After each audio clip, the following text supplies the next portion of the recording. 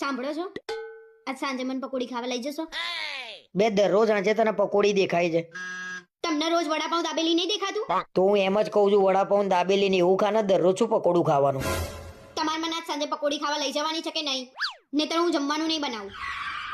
જમવાના ને પકોડીને શું લેવા દેવા? બસ ના રાંધવાના બાના વધુ છું. ના રાંધવાના બાના એટલે સવાર સાંજ કોણ જમવાનું બનાવે છે? આખો દિવસ ઘરનું કામ કોણ કરે છે?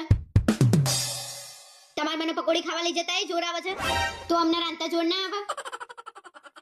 પણ મેં તને ક્યાં પકડી રાખી છે? તું જઈને ખાઈ આવતી હોય તો. એક તો પેલો પરસેવ વાળા હાથે આમાં પાણી હલાવતો હોય ને મને જોવું એ નહીં ગમતું. તે તમારે ક્યાં ખાવાની છે?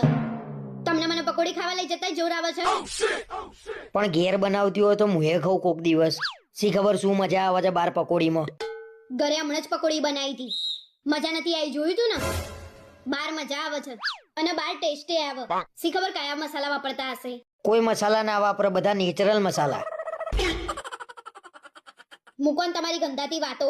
ઘણી જગ્યાએ સારી મળે છે અને બે ચાર જ એવા હોય તમારા જેવા નાયા ધોયા વગરના.